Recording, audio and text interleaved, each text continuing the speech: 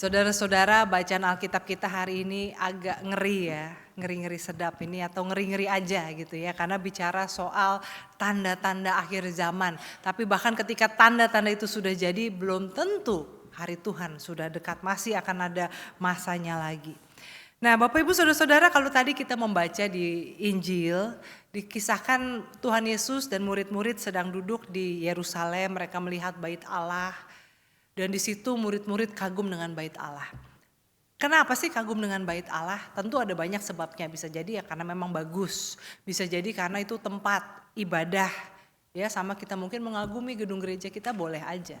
Tetapi ada lagi salah satu sebabnya adalah karena buat orang Yahudi, buat bangsa Israel, bait Allah itu adalah sisa peninggalan bahwa mereka pernah menjadi bangsa yang besar. Karena dibangun di masa raja-raja, ya masa Salomo. Tapi sejak bangsa Israel kalah dan diangkut ke pembuangan, kembali ke tanah leluhur mereka, ke tanah Israel itu, tidak pernah lagi mereka menjadi bangsa yang besar seperti Daud, Salomo yang ditakuti oleh bangsa-bangsa lain. Mereka bahkan bukan saja menjadi bangsa yang tidak pernah punya raja yang besar, mereka tidak pernah punya raja, mereka juga dijajah oleh pemerintah Romawi. Mereka ini bangsa jajahan yang harus hidup tunduk di bawah pemerintahan Romawi, hidup dalam budaya Yunani. Dan yang tersisa dari kebanggaan identitas mereka adalah bangunan dari masa lalu. Nah, tapi bangunan itu juga yang Tuhan katakan akan hancur dan tidak akan tersisa satu batu di atas yang lainnya. Saudara-saudara, apa yang menjadi tanda kutip bait Allah dalam hidup kita? Bait Allah di sini tentunya bukan tubuh kita sebagai bait Allah ya, bukan. Tapi bait Allah itu tadi, sesuatu yang kita pegang sebagai kebanggaan kita yang terakhir. Mungkin kita bisa katakan, oke lah saya tidak kaya, saya tidak sukses, saudara-saudara saya tidak sehebat teman-teman sekolah saya, tapi saya paling pintar. Bisa jadi, mungkin kepintaran kita yang menjadi kebanggaan kita. Atau mungkin kebanggaan kita adalah keluarga kita, anak-anak kita. Iya memang sih kita gak punya apa-apa ya kita memang sederhana, tapi keluarga kita bahagia. Saudara-saudara, itu pun bisa menjadi bait Allah kita. Tidak ada yang salah dengan bangga, dengan bahagia, menghitung berkat Tuhan kan yang ada pada hidup kita.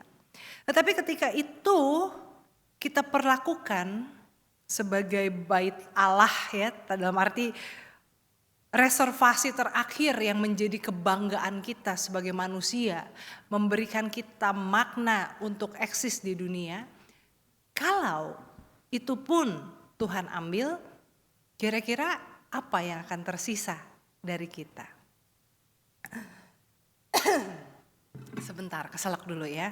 Sambil direnungkan saudara, apa yang tersisa? Nah,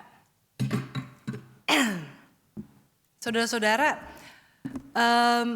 ketika orang ditanyakan seperti ini, misalnya ya, kalau misalnya seorang pengusaha atau seorang direktur dikatakan, Bapak Ibu seandainya saudara kehilangan semuanya, bisnis saudara bangkrut, saudara dipecat dari pekerjaan, kehilangan segalanya dalam sekejap, bagaimana?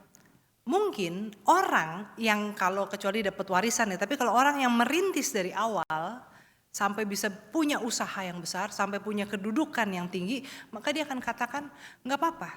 Kalau besok semuanya habis, saya bisa mulai lagi dari nol dan saya yakin dalam waktu yang tidak lama saya akan bisa kembali. Saya akan bisa kembali membangun bisnis yang bahkan mungkin lebih besar. Saya akan bisa kembali punya jabatan yang bahkan lebih tinggi. Kenapa? Karena kemampuannya ada pada diri saya. Ya, karena saya punya pengalaman, saya punya pengetahuan, saya punya networking, saya punya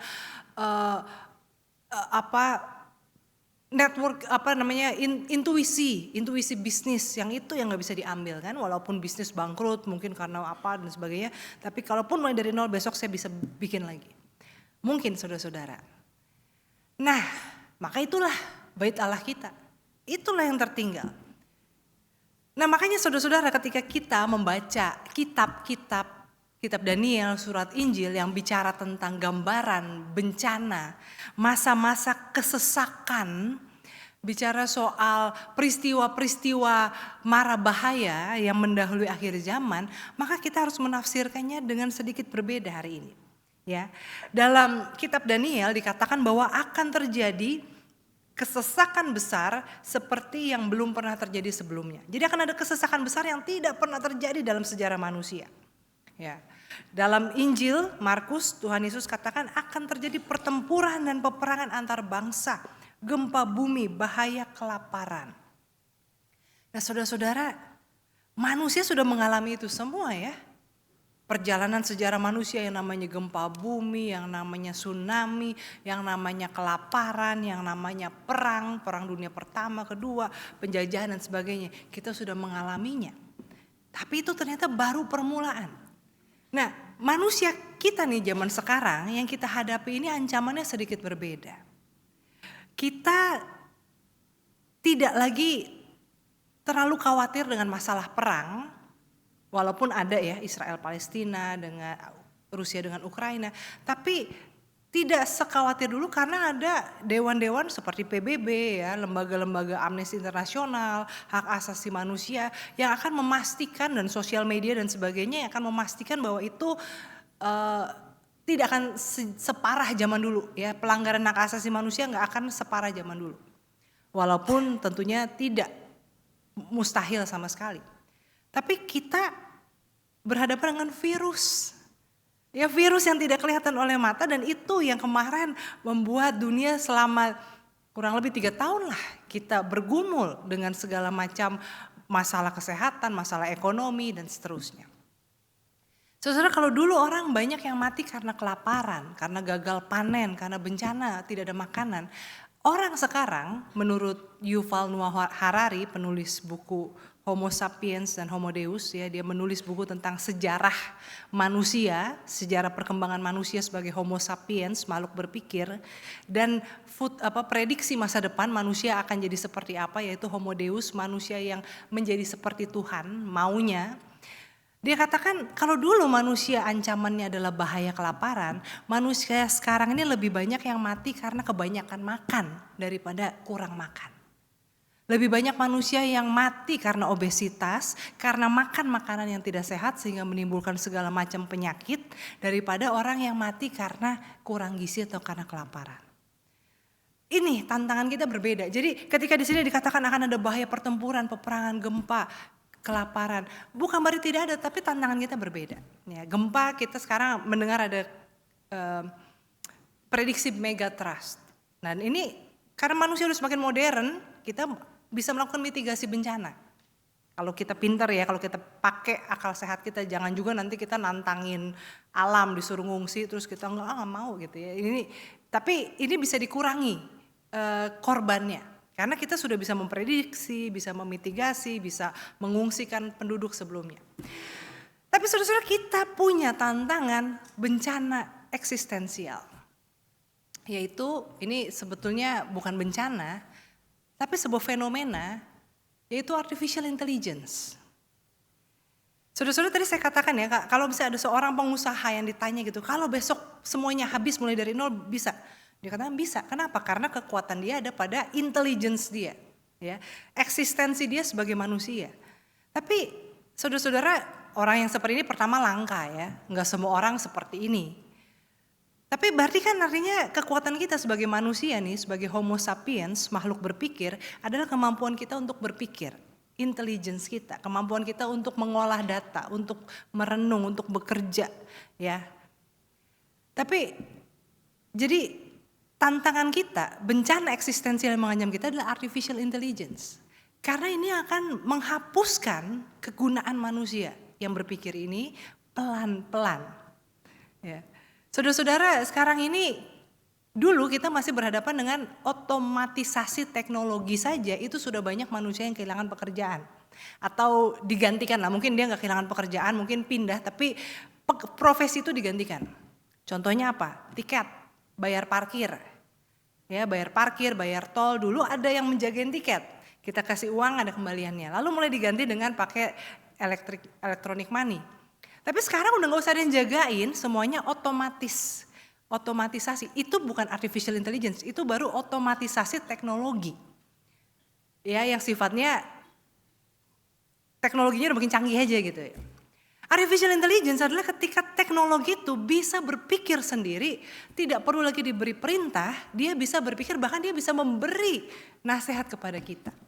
Nah ini bayangkan akan ada banyak peran-peran, baik profesi maupun peran sosial yang akan digantikan. Saudara-saudara, bahkan katanya di masa depan mungkin orang tidak perlu lagi yang namanya, kalau orang mau melamar pekerjaan sekarang kan ketemunya HRD ya. Itu ada psikotes, wawancara, begini begitu. Di masa depan orang tidak perlu lagi wawancara dan psikotes. Cukup data dia yang sudah tersebar di mana-mana itu, karena sekarang semua kita rasanya data kita nyangkut di suatu tempat. Mulai dari emailnya, checklist keranjang belanjaannya, postingannya di sosial media, temennya siapa, apa website apa yang sering dia lihat, pendidikannya, skripsinya, dan sebagainya itu bisa dikumpulkan jadi data dan ini bisa dilihat, baik kompetensi maupun karakternya. Cocok nggak untuk pekerjaan ini? Mungkin suatu saat kita juga nggak perlu ke dokter kalau sakitnya cuma sekedar demam-demam aja gitu ya, kecuali ya kalau patah tangan ya mau nggak mau kita masih perlu ke dokter.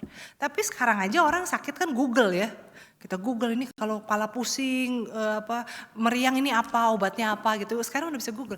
Mungkin suatu saat kita tinggal masukin gejala kita, dia udah keluar diagnosisnya apa, sarannya apa, obatnya apa, dan custom made. Sesuai dengan berat badan kita, umur kita, jenis kelamin kita, etnisitas kita dan sebagainya. Termasuk juga histori kesehatan kita. Dan bahkan sekarang ini saudara-saudara, untuk bikin khotbah pun kita bisa menggunakan artificial intelligence. Masukkan komen gitu ya, buat khotbah dari Markus 13 ayat 1 sampai 8, itu keluar. Mulai dari tafsiran, aplikasi, sampai conclusion. Tapi jangan khawatir, khotbah saya original ya. Ini nggak pakai artificial intelligence, ini original Bapak Ibu Saudara-saudara. Tapi mungkin suatu saat orang kalau punya masalah, dia nggak akan datang bertanya kepada pendeta, dia akan tanya ke AI. Saya nih sebaiknya bercerai atau bertahan ya. Kalau dulu mungkin bercerita ke pendeta, minta didoakan, sekarang nanya ntar ke AI. Lalu ditanya datanya, udah menikah berapa lama, konfliknya apa saja dan sebagainya, umur kamu sekarang berapa dan sebagainya. Ya udahlah kamu kayaknya 2 tahun lagi meninggal, bertahanlah gitu ya. Mungkin AI akan bilang begitu ya, kesehatan kamu kurang baik, udah bertahan aja lah ya. Atau mungkin nasihat-nasihat yang lain. Saudara, manusia bukan saja soal tadi ya, tiket itu kan memang pekerjaan tiket itu cuma ya oke terima tiket, kasih kembalian dan sebagainya. Tapi bahkan menciptakan lagu pun kita bisa pakai AI, melukis pun kita bisa pakai AI, desain ruangan kita bisa pakai AI. Lama-lama kita menjadi obsolete, menjadi tidak terlalu diperlukan, ketinggalan zaman. Nah bayangkan, apa yang akan terjadi itu adalah sebuah bencana eksistensial yang akan kita hadapi. Saat ini di Tiongkok udah banyak anak muda yang menjadi kaum rebahan permanen. Ada istilahnya tapi saya lupa. Mereka menjadi kaum rebahan yang gak mau keluar rumah, gak mau ngapa-ngapain, capek untuk hasil yang gak seberapa. Effortnya terlalu besar untuk hasil yang tidak seberapa. Mereka merasa udah capek dari kecil mesti sekolah ya. Lalu ketika mereka udah capek-capek sekolah, lulus jadi sarjana, cari pekerjaan, dapatnya pekerjaan yang remeh-temeh. Pekerjaan yang saingan mereka itu adalah AI. Jadi mereka merasa ya udahlah kalau cuma begini doang orang tua saya masih mampu membiayai saya males lah. Apalagi banyak yang anak tunggal gitu ya, jadi harta orang tuanya semua buat dia, jadi ya udah di rumah aja. Mungkin kalau kita ngomong AI ini seakan-akan mungkin ya yang sudah usianya di atas 60 mungkin udahlah itu bukan urusan saya lah ya. Saya udah pensiun, udah beres urusan masa depan.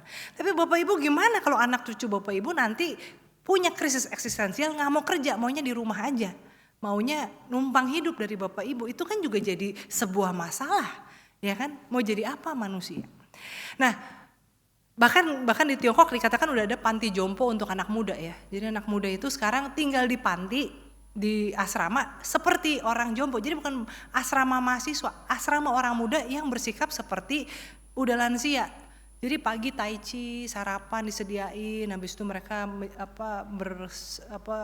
nari-nari atau apalah, main game dan sebagainya, nggak mau ngapa-ngapain. Nah, ini loh bencana eksistensial yang sedang kita hadapi.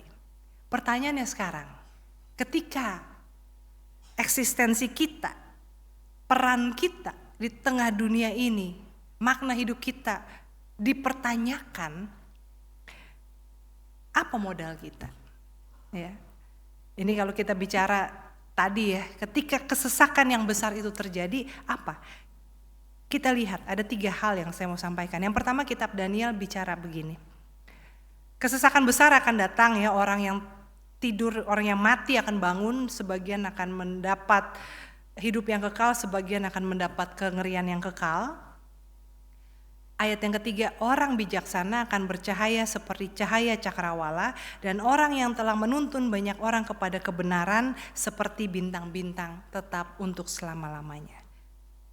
Akan ada orang yang bertahan dalam kesesakan, baik kesesakan ala zaman purbakala ataupun kesesakan ala zaman kita ini, era digital ini, yaitu orang yang bijaksana, orang yang telah menuntun banyak orang kepada kebenaran. Meaning what? Artinya apa? Orang, a person of wisdom and value. Orang yang hidupnya punya hikmat dan punya nilai, bernilai hidupnya, berkontribusi, bermakna bagi sesamanya. Ini yang akan bercahaya, ini yang akan bertahan, ini akan yang survive di tengah krisis kemanusiaan di mana manusia menjadi obsolet, menjadi tergantikan. Yaitu orang yang hidupnya oleh hikmat, bijaksana, wisdom, dan bernilai, punya value bagi sesamanya. Nah saudara-saudara, banyak orang zaman sekarang itu sibuk mengejar materi, kedudukan, pengakuan dunia, tetapi mereka lupa akan nilai-nilai yang luhur, akan punya hikmat, akan introspeksi. Baru-baru ini viral ya, kasus orang tua yang marah-marah ke anak umur 16 tahun karena anaknya sama-sama anak SMA. Oke lah, mungkin gak saling mengejek, anaknya diledek sama anak yang satu. Dia marah, gak terima, datang ke sekolah bawa teman-temannya yang anggota asosiasi petinju gitu ya. Lalu menyuruh anak ini yang mengatai anaknya untuk berlutut dan menggonggong. Karena katanya ngatain anak ini anjing gitu, jadi suruh kasusnya viral ya, rame. Akhirnya sesudah dikejar, ditangkap, akhirnya masuk ke tahanan. Karena demo orang-orang dan sebagainya, jadi panjang. Masalahnya sebenarnya sepele ya. Sebuah masalah yang memang ada masalah, tentu tidak nyaman sebagai orang tua mendengar anak kita dikatain mirip anjing pudel karena rambutnya. Tapi itu sebuah kesempatan untuk mengajarkan anak bagaimana bersikap ketika dunia meledek kita, ketika dunia mempermalukan kita, ketika teman-teman kita meremehkan kita. Tidak harus dengan kekerasan. Bagaimana bersikap supaya orang bisa respect kepada kita, atau mungkin sekedar mengabaikan. Orang tua tidak bisa selamanya melindungi anak. Entah karena kita mungkin dipanggil Tuhan, atau karena mungkin kita juga gak punya kekuatan, gak selamanya kita punya kekuatan buat nakut-nakutin orang. Maka seharusnya kalau dengan wisdom and value kita akan berpikir bagaimana memperlengkapi anak ini supaya punya karakter yang kuat, ya, punya nilai, sehingga bahkan temannya pun akan respect pada akhirnya. Ya. Tapi ini kasus ya, ini kita nggak perlu menuding hanya satu orang, tapi ada banyak sekali kasus orang itu hidup tanpa hikmat dan tidak punya value pada sesamanya. Hidupnya di dunia ini hanya menghabiskan jatah oksigen ya, untuk seluruh penduduk bumi ini kita hanya ngurangin jatah oksigen, tapi kita nggak punya value, nggak punya kontribusi. Karena apa ya? Egosentris. Pikiran kita sempit. Semua itu hanya untuk ego kita, kebanggaan kita, kesenangan kita sementara. Itu yang pertama. How to survive, bagaimana menghadapi ketika segala sesuatu akan runtuh, be a person of wisdom and value. Yang kedua, kitab Injil mengatakan, Tuhan Yesus katakan akan terjadi ini dan itu, jangan takut. Jangan takut dan juga waspadalah, jangan sampai tertipu karena banyak orang yang akan datang memakai nama Tuhan Yesus. Saudara-saudara, yang kedua di sini apa sih yang harus kita miliki, modal apa yang harus kita miliki untuk menghadapi segala hal yang bisa berlalu dengan cepat. Jangan menjadi orang yang punya herd mentality. Herd mentality itu adalah mentalitas kawanan ternak. Kawanan ternak tuh kalau kambing domba itu ya, gembalanya cukup satu aja atau ya mungkin 2-3 orang, kambingnya bisa puluhan, bisa ratusan, tapi bisa ngikut. Bahkan si kambing itu saya yakin dari sudut pandang dia sih dia gak akan bisa lihat gembala yang di depan, tapi pokoknya dia ngikut aja ya. Ya itu baik untuk soal penggembalaan kambing. Tapi ketika kita punya herd mentality artinya apa? Kita cuma sekedar ikut arus, kemana angin bertiup ke situ kita turut bergerak. Karena kita nggak punya prinsip, kita nggak punya keyakinan. Bahkan kita bukan saja ikut-ikutan ya. Ada orang bilang ada Tuhan Yesus di sana, ikut. Itu kan tadi Tuhan bilang ya waspadalah. Bukan sekedar ikut-ikutan, juga hidup out of fear. Motivasi kita itu karena takut ketinggalan, fear of missing out, takut tidak diperhitungkan, takut kalah, takut ini, takut itu.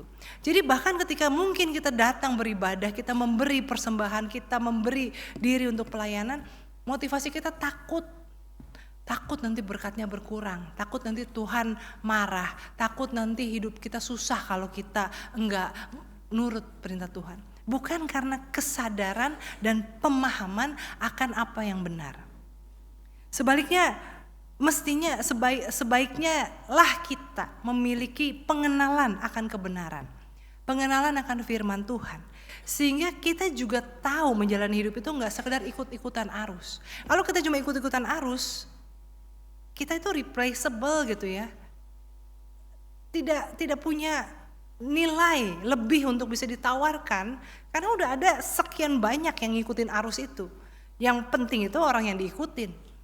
Bukan berarti kita juga harus jadi rebel ya, selalu mau tampil beda, gak mau denger, bukan begitu juga. Tetapi punya prinsip, hidup yang punya prinsip. Prinsipnya apa ya? Firman Tuhan, iman kita. Sehingga tidak mudah goyah, tidak mudah khawatir. Dan yang ketiga, modal kita apa? Surat Ibrani mengatakan bahwa Tuhan menaruh hukumnya dalam hati kita, dalam akal budi kita. Tuhan telah mengampuni kita dan membersihkan hati nurani kita dari hati nurani yang jahat. Maka hiduplah ya dalam kebaikan satu dengan yang lain, saling memperhatikan, saling mendorong dalam kasih dan dalam perbuatan baik. Bapak Ibu saudara-saudara, modal yang ketiga adalah jadilah orang yang baik. Jadilah orang yang hati nuraninya itu dipakai, orang yang hatinya tulus. Orang yang hati nuraninya dipakai itu adalah orang yang kalau melihat ada ketidakadilan dia tidak akan diam saja.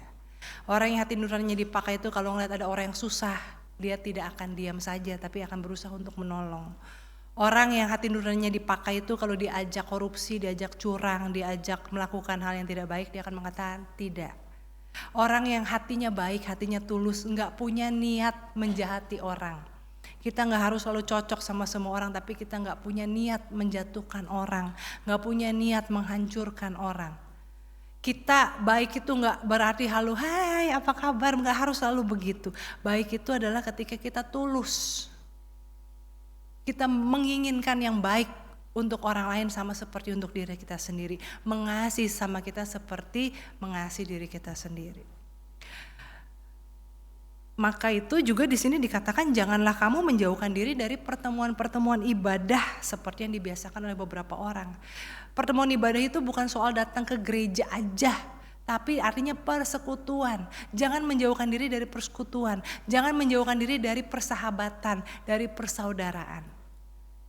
Itu ya salah satu tanda apakah kita memang punya kebaikan yang bisa diakui, di cross check, orang lain bisa mengatakan iya dia punya kebaikan, itu ketika kita bisa hidup bersama dalam persaudaraan.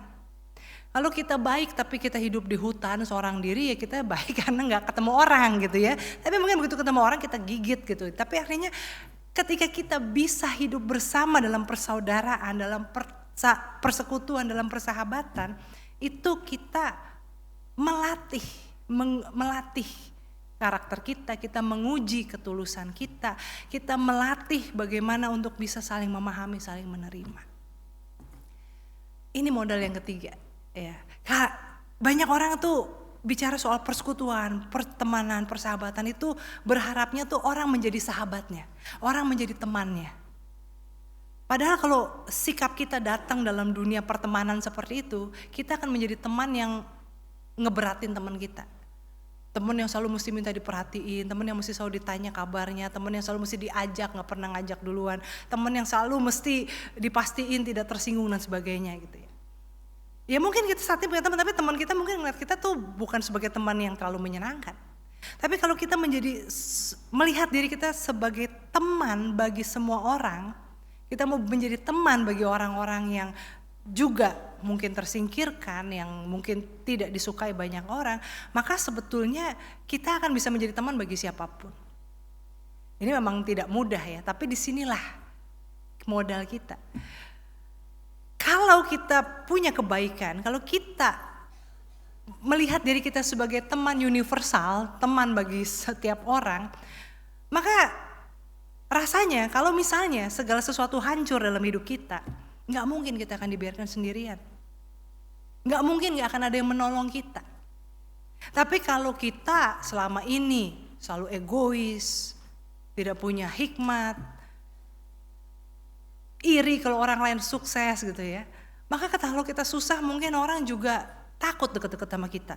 Kita lagi sukses aja nyebelin, apalagi kalau kita lagi susah mungkin kan makin ini ya, draining energi gitu ya. Kalau aduh pasti keluh kesahnya pasti makin panjang gitu.